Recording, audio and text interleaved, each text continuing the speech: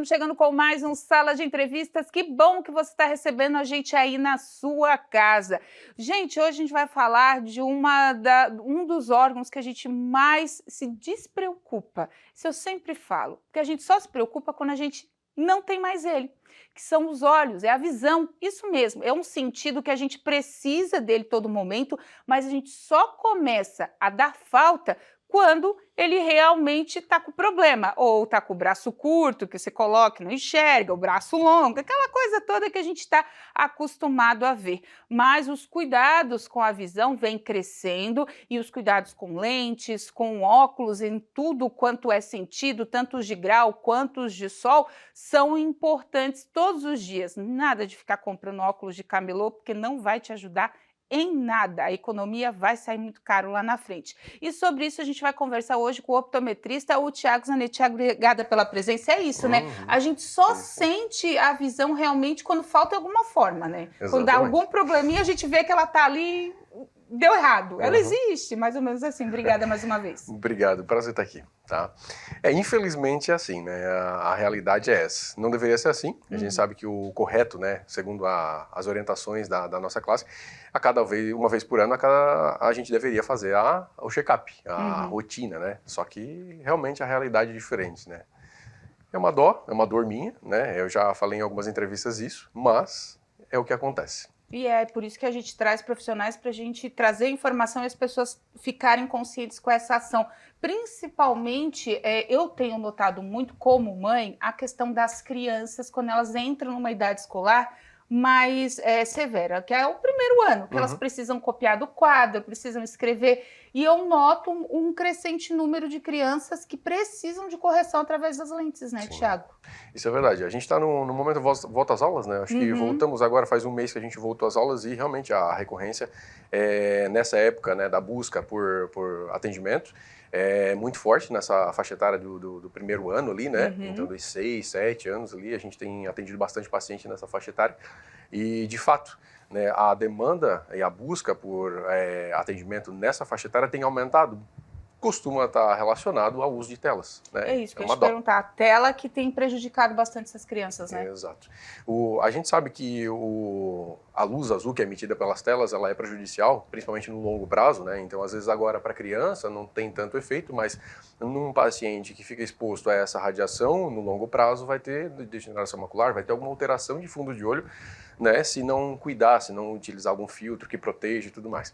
E, além disso, os danos psicológicos, né, na atenção da criança, aquela questão da dopamina, que é, né, o rolar da tela, e, claro, a proximidade da tela aos olhos, que, de fato, gera, né, uma contração muscular de músculo ciliar, que vai gerar, às vezes, uma miopia, né? Então, a gente sabe que a demanda visual ela é muito intensa, criança que fica muito em tela, a demanda visual de uma criança que está em fase escolar já é maior, aumenta muito, na troca do foco perto e longe, né? Copiar no quadro, ou copiar aqui no caderno, e se fica muito em tela, a tendência é aumentar ainda mais a necessidade e a aparência de miopia, ela é um fato, né, que a gente consegue comprovar no atendimento clínico nas crianças nessa faixa etária. Tu falou uma coisa importante aí dentro dessa tua frase, a questão neurológica. Muitas mães acabam levando a criança, psicólogo, neuro, não sei o quê, e por último, para consultar os olhos, oftalmo,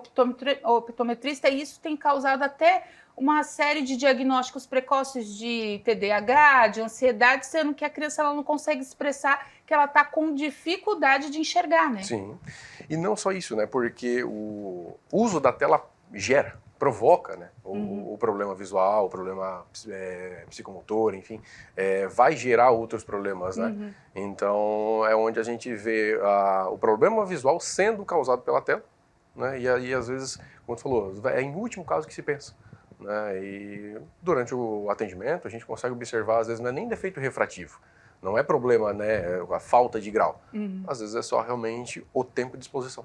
Ah, e tirando aquele tempo de exposição, porque, aí tu me corrige se estiver errado, se tem alguma lesão no olho, ela só é corrigida ou com as lentes, né, com óculos, enfim, ou com cirurgia. A partir do momento que teve uma lesão, ela não cura mais?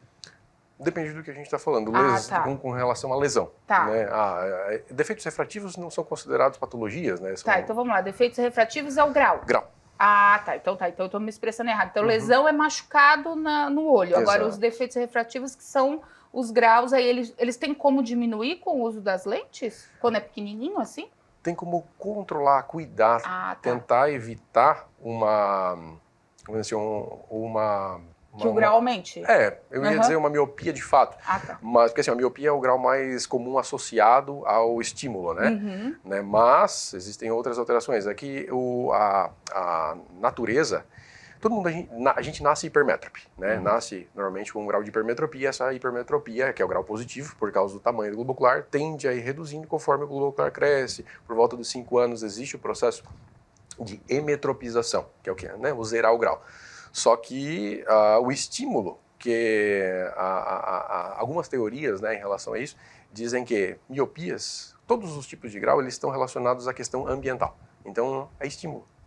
Se existe estímulo, desenvolve-se a necessidade de adaptação do organismo e vai gerar, às vezes, uma miopia acomodativa, uma miopia associada ao ambiente. Eu falo da miopia porque é o grau que a gente está vendo surgir com muita frequência. A gente nasce hipermétrope, então o ser humano ele é assim, né? A gente nasce hipermétrope e a miopia ela acaba se desenvolvendo normalmente associada a esses estímulos. Como a gente está usando muita tela, o nosso olho está se adaptando para esse estímulo, que é o quê? Visão de perto boa, de longe nem tão boa assim. Porque o nosso olho ele foi projetado para a gente olhar para longe, para a distância. Né? E a gente está acabando fazendo o quê? O dia inteiro, olhando aqui próximo. Bem pertinho, né? Existe um E a gente está falando aqui porque a gente é chique, porque o pessoal fica aqui, né? Criança mundo, criança mais ainda, né? Então, é bem preocupante. Faz um tempo já, acho que foi logo depois da pandemia, eu tinha feito uma matéria justamente sobre isso. Quanto em um ano aumentou o número de procura de óculos, de lentes corretivas após a pandemia, porque aí o pessoal ficou em home office, ficou em casa. Sim. E começou a perceber, os adultos, né, começaram a perceber o quanto estava a falta de vista, como diz no popular, né? E em muitos casos não é o grau de fato, é apenas o estímulo que está causando o embaçamento visual, a necessidade de correção. Essas situações a gente vê com frequência, inclusive hoje eu atendi uma paciente dessa maneira, né, uma paciente que já estava usando óculos desde os 8 anos, hipercorrigida negativa, né? Conversei com ela a respeito da situação, é um processo de adaptação do organismo. Eu explico normalmente para o paciente dentro do consultório que por exemplo, para a mulher, né? Mulher, quando coloca o salto, o que acontece com a panturrilha? Dói. Ela contrai, né? Fica contraída por um tempo. Quando tira o salto, o que o pé faz? Apoia no chão o calcanhar, a panturrilha ela tem que esticar novamente. Aí ela dói. Então o nosso olho funciona basicamente a mesma coisa. Quando você está olhando para perto, é como se estivesse com um salto alto. Tá. Quando você vai olhar de longe, é como se estivesse tirando o salto, alongamento muscular. Essa musculatura contrai e ela tem dificuldade, às vezes, de relaxar. Que aí é onde vai ter embaçamento da visão de longe após muito tempo olhando para perto. Parece uma miopia. Mas, às vezes, é só decorrente do tempo de exposição, o uso do estímulo aqui para perto. E quanto tempo essa exposição é aceitável, vamos dizer assim? Existe uma regra, a regra do 20, 20 e 20. Ou dá para adaptar 60, 60, 60, que a verdade é a cada 60 minutos olhando para perto, 60 segundos olhando para longe. Né? Então, a gente, a cada 1 hora, 1 minuto olhando para a distância. É o tempo que essa musculatura ela leva ali para recuperar o tônus e relaxar, né? Esticar novamente. Então, é uma regra simples, mas eficiente. Ela funciona normalmente para deixar a visão mais confortável. Então, a miopia é quem tem problema para enxergar longe. Longe. Que é o famoso... Não, o braço curto é a hipermetropia, que o Aí pessoal faz assim para ler, que tá... Nossa, tá falta de vista, mas aí a gente fala que é o braço curto, né? Nesse caso, aí, normalmente é associado à idade. Tá. Aquela pessoa 40 a mais já começa a perceber a visão de perto embaçar. Então tá, então a miopia é para longe. Quem não enxerga de longe tá com miopia. Então tem que procurar a gente aí organizar a vida. E quem tá de perto, quem não enxerga de perto? Aí a gente tem a hipermetropia, que é o grau mais comum que embaça perto, só que entra fatores idade, quantidade de grau, né? E aí a hipermetropia ela costuma embaçar mais a visão de perto. Eu sou hipermétrope de 1,25 grau, eu não uso óculos e enxergo bem. Por quê? Porque essa musculatura que eu falei que tem dificuldade às vezes de relaxar, no meu caso, ela compensa todo o meu grau, ela corrige o meu grau. Então, nesse caso, eu tenho uma hipermetropia que a gente chama de facultativa. Existe o grau, mas o meu olho compensa toda a correção. O que isso significa? Eu não preciso de óculos. Por quê? Não tenho sintoma. Então, assim, não é todo grau que precisa de correção. Eu falo às vezes para o paciente, às vezes eu vejo um grauzinho baixo, tem dor de cabeça? Não. fica com o olho vermelho, lacrimejando, tem sintoma? Não precisa. Entende? Então, não é porque existe o grau que precisa correção, depende da situação. Usa muita tela, às vezes um grauzinho baixo, mas não tem sintoma, mas fica muito tempo em tela, é legal ter uma lente para descansar a vista. O tal do óculos de descanso, entende? Então, esses são os principais graus que existem, né? A gente tem a miopia, que embaça a visão de longe, a hipermetropia, que costuma embaçar a visão de perto, mas depende de alguns fatores, o astigmatismo, que vai acabar embaçando ambas as distâncias, mas depende aí da quantidade de grau, se é baixo ou não. E existe a presbiopia, que é a tal da vista cansada, associada a 40 mais ali, onde a visão de perto já começa a embaçar devido à fraqueza da musculatura ciliar. O músculo cansa, a visão de perto começa a ficar longe o foco afasta, né? E a gente precisa do óculos tal do multifocal, aquele óculos que tem o buraquinho no chão. Que tem muita gente que tem dificuldade de... Hoje, com toda a tecnologia, já esse do buraquinho já nem se usa tanto, né? Já é misturada a lente, não sei o quê, é uma coisa meio... Tem uma confusão aí do bifocal e o multifocal. Tá. O bifocal é aquele óculos que tem aquela meia-lua, né? Aquele é o bifocal. Aquele lá é em desuso, o pessoal já não usa mais. Porque agora mistura lente, né? Eu vi esses dias que eu fui levar o sogro pra fazer. Aí, não, porque agora é mais uma tecnologia, não fica mais dividido. Até ele gostou, porque ia ficar mais charmoso. Sim, não, né? Fica mais bonito. Esteticamente fica mais bonito. Né?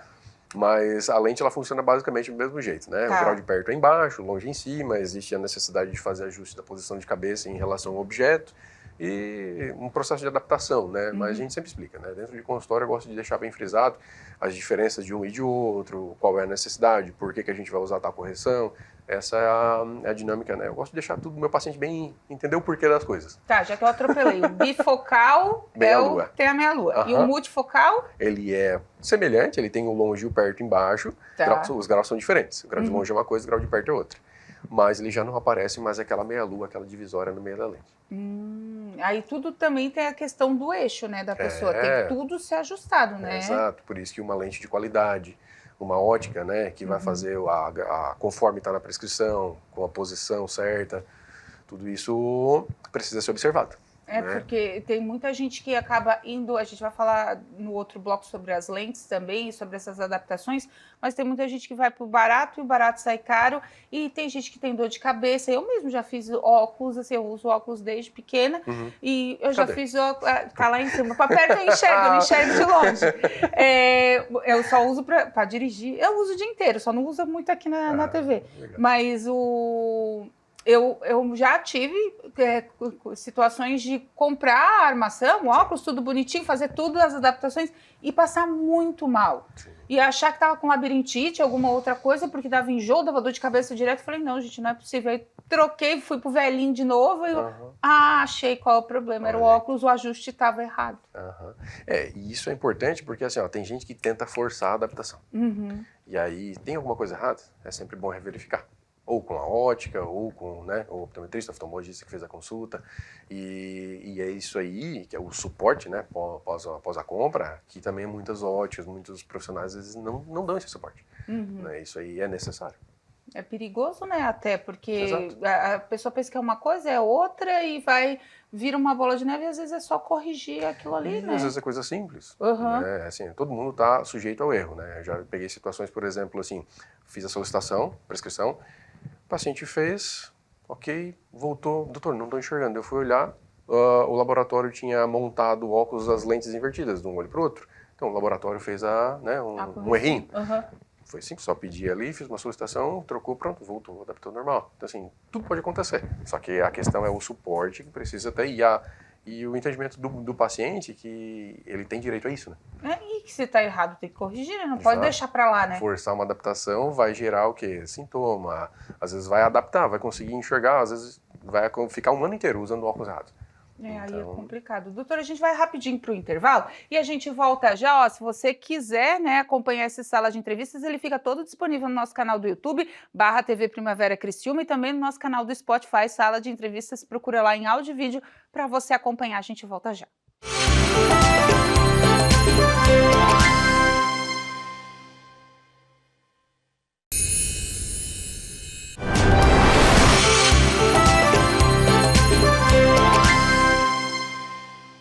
De volta com o nosso Sala de Entrevistas, hoje recebendo o optometrista Thiago Zanetti. A gente já falou bastante aí sobre condições oculares, gente, sobre grau, sobre miopia, hipermetropia e o uso excessivo de telas, que está dando muita dor de cabeça para quem aí, né, não usava o famoso óculos, agora está tendo que usar para corrigir, porque o excesso causa prejuízo. Thiago, a gente estava falando até no primeiro bloco sobre as crianças, é importante também ter o cuidado com aquelas crianças neurodivergentes que estão vindo agora, para ter adaptação de olhar, né? Porque ele já não tem o olhar fixo. Aí, às vezes, para até o profissional fazer essa consulta ficar um pouco mais complicado, imagino, né? Sim, sim.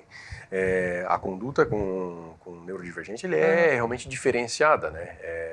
Hoje, graças a Deus, a gente tem uma profissional na clínica que ela é especialista em atendimento desse tipo de caso, a Daiane, e a gente busca, no caso do tratamento que ela aplica, o protocolo de atendimento dela é completamente diferenciado do tradicional. Tá. Né? Um protocolo de atendimento com um tempo maior, e os testes que são feitos, eles são testes para realmente entender o processo visual, né? A interpretação da imagem, como a imagem entra, como é que ela responde.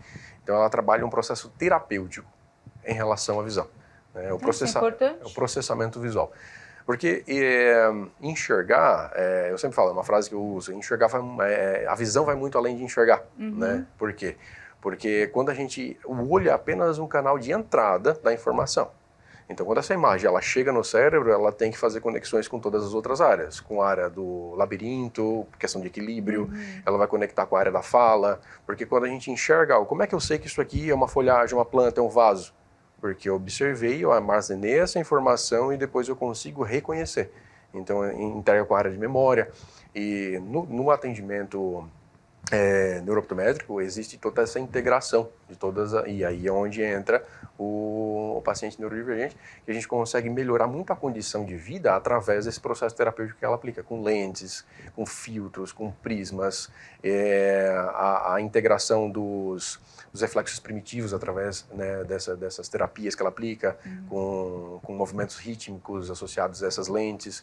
É um processo diferenciado. Né? Existe essa possibilidade terapêutica que muita gente às vezes até desconhece. Não, é bem difícil conhecer mesmo. Realmente a gente traz bastante o assunto, é bem difícil falar, até porque, como eu disse, eles não têm um olhar fixo. Às vezes a mãe e o pai não têm noção nem se aquela criança tem uma dificuldade, porque tem muitos que não são verbais, enfim. E para fazer esse diagnóstico é bem mais complicado, né? Sim.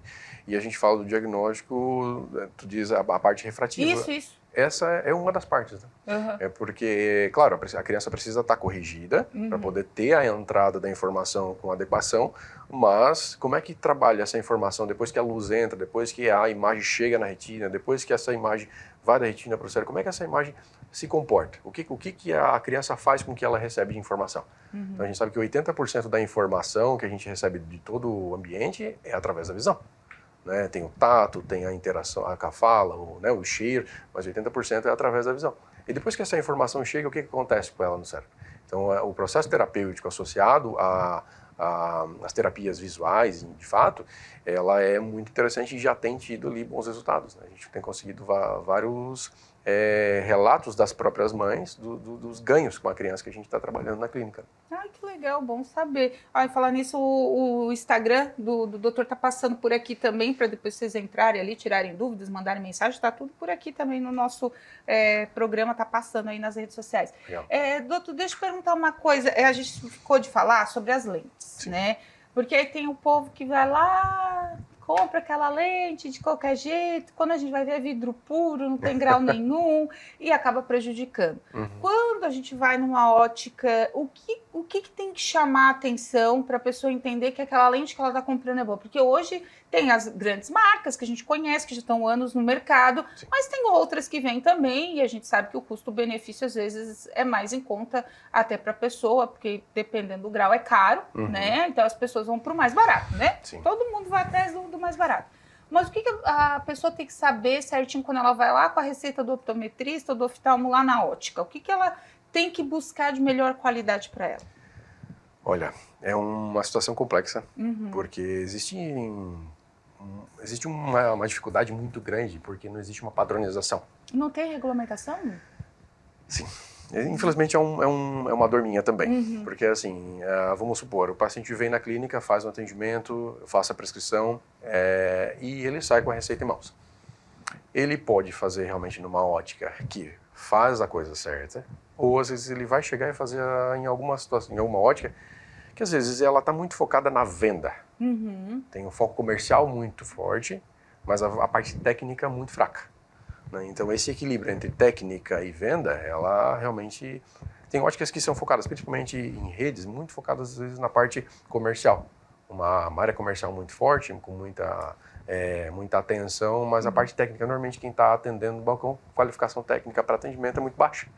Então é muito vendedor e a ideia, na verdade, o ideal seria ser consultor.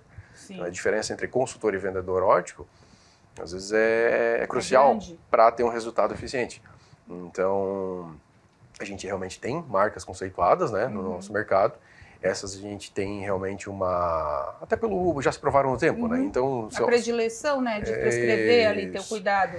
Só que existem laboratórios, fornecedores independentes, que às vezes têm ali um desenho de um multifocal e às vezes vão comercializar com um valor mais baixo, às vezes muito acima do que deveria, de fato. É difícil eu explicar isso porque é algo que eu já venho tentando com meus colegas, com alguma estrutura que a gente está tentando montar para coibir esse tipo de prática, mas é muito difícil. É muito difícil, porque realmente não tem uma padronização, às vezes não tem qualificação técnica na ponta que está ali, né? E o consumidor final é o que é mais lesado. Né? Então, a grande dificuldade é ter um produto de qualidade com um preço justo. É uma situação complexa de resolver. Alguns posts que eu faço no meu Instagram tentando já mostrar que existe uma prática muito ruim no nosso mercado. Né? Principalmente, às vezes, a venda de um produto com valor muito alto e, às vezes, a entrega não condiz com aquilo que o cliente compra. Porque quando tu compra um óculos, tu vai olhar e tu vai colocar, se tu pega uma lente que custa X e tu pega uma outra que custa 10X e tu comparar, elas são praticamente iguais, não tem como saber. Né? Então, o que comprova que aquela lente custa aquilo? Não existe. Então, é uma situação complexa de resolver, mas a ideia é trabalhar com óticas, né, para o consumidor final que está ouvindo a gente hoje aqui, né, que está vendo a gente, é buscar óticas que realmente já são de confiança, que, né, tem alguma orientação, alguma indicação, às vezes, de algum colega, essa aqui eu fiz e deu certo, é boa, porque as lentes hoje são muitas marcas, com vários campos visuais. Eu estou falando das multifocais, principalmente. Sim. As lentes de visão simples, para, né, pacientes abaixo de 40 anos, elas são mais tranquilas de trabalhar. Das multifocais é que a gente tem uma situação mais complexa nesse sentido. Então, eu acho que buscar por óticas que já são conhecidas, né, óticas que já têm ali um tempo de mercado, e óticas que realmente te dão, ou profissionais na ponta do balcão, que vão explicar de fato tecnicamente, que você tira as suas dúvidas, que sabe daquilo que está falando. Não está buscando só vender. Né? Porque virou um boom, todo mundo queria usar óculos depois, né? Ficou bonito, ficou estético. Na minha época ninguém queria, meu Deus, era 4 olhos, aquela coisa toda, aquele bullying eterno. Aí parou, todo mundo quis usar óculos. Aí a gente viu uma debandada de gente que não precisava, tinha passado, precisava malemar daquele do descanso, como o senhor disse, mas que começou a colocar lente desesperadamente nos olhos. E que a gente olha, mas por quê? Isso também prejudica, né? Sim. Desde que seja uma lente plana, uma lente sem grau, ok. Por exemplo, para quem não precisa, né? Ou para quem tem desejo de usar óculos, não vão colocar um grau aleatório, né? Pegar o óculos do tio, do pai, né? Aí não dá certo. Porque vai realmente existir um esforço visual para compensação daquele grau que está lá naquele óculos. Mas uma lente plana, se for estético, ou às vezes sem as lentes, né? É uma opção também. O pessoal deu uma hypada. Cresceu. Todo mundo queria usar óculos, que era bonito.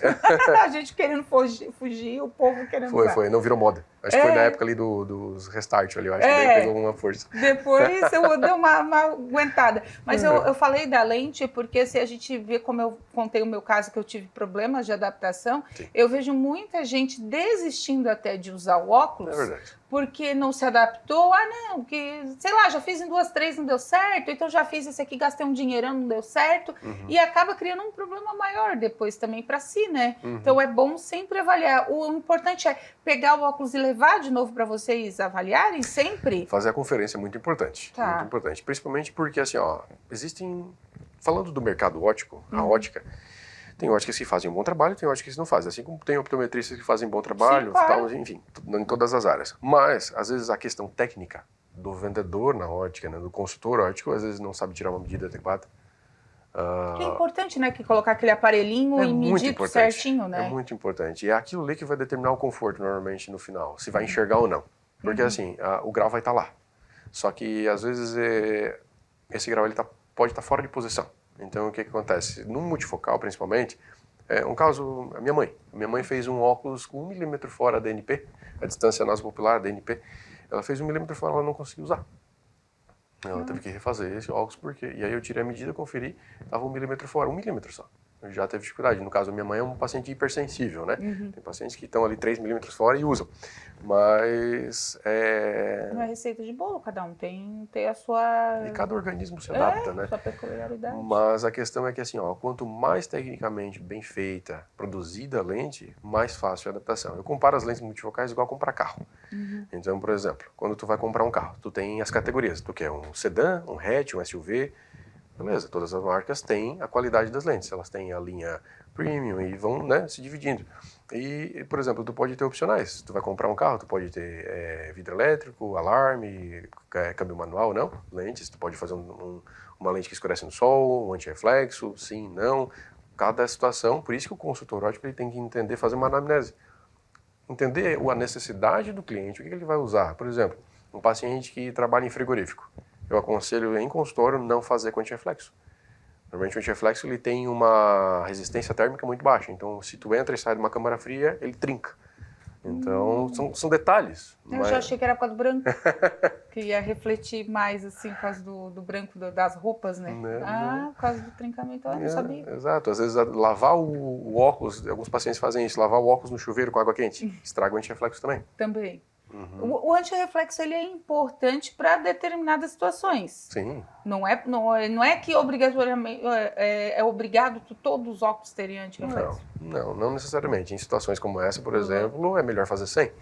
Mas o antirreflexo ele é igual, vamos comparar com um carro de novo. É igual um carro com direção hidráulica, ou, né, um carro com direção. Hoje em dia, ninguém quer mais o queixo duro aqui, né? Já vem, às vezes, né, com uma direção hidráulica. É basicamente isso. Ele é necessário, ele tem algumas indicações específicas, mas ele é algo benéfico, né? Todo mundo que puder fazer, às vezes é um custo um pouquinho a mais ali na confecção da lente, vale a pena. Por causa do brilho, principalmente também... Celular, todo mundo usa. Exato. Né?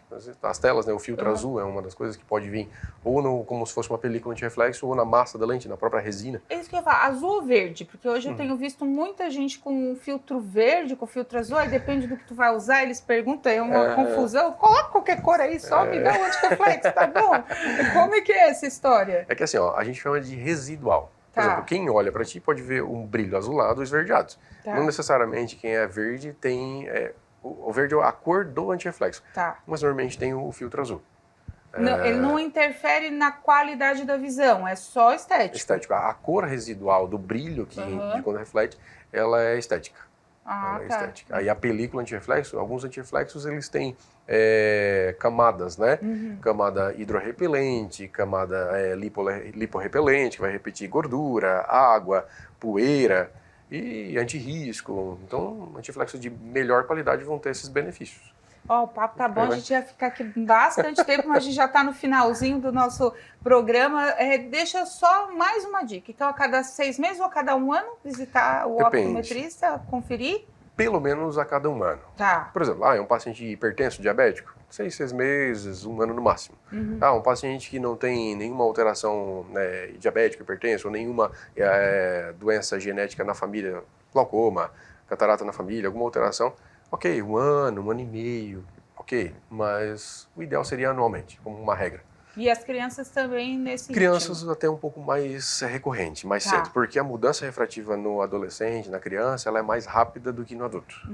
É por isso que quando a gente vê essas doenças oculares aparecendo em adolescente, elas vão muito rápido, né? Exato, a evolução é maior. Sobe grau rápido, do nada, Sim. acontece mais rápido por causa da evolução do corpo também, né? É exato. isso? A mudança, né? O crescimento Uhum. ainda não se estabilizou, então normalmente tem ali alguma mudança refrativa associada a isso.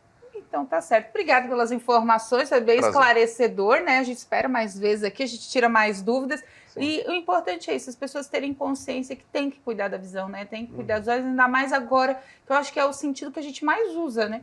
Porque nesse mundo imediatista é para dirigir, é para... E o excesso de telas, que não tem como, né? Sim. Mesmo com TV HD, tudo do LED, não sei o que lá, não adianta. O olho está cada vez mais sobrecarregado, né? Não é só pelo estímulo luminoso, né? A distância, a proximidade, estar olhando para perto o tempo todo. Isso é importante. Obrigada mais uma vez. Obrigado. Gente, esse foi mais um Sala de Entrevistas. Obrigado pela presença de vocês também. Se você perdeu esse programa, quer compartilhar conteúdo de verdade, com informação aí com garantia, com certificação, então manda aí para todo mundo através do nosso canal do YouTube, /TV Primavera Criciúma, no nosso canal do Spotify, Sala de Entrevistas. Procura lá em áudio e vídeo para você compartilhar. A gente volta no próximo sábado.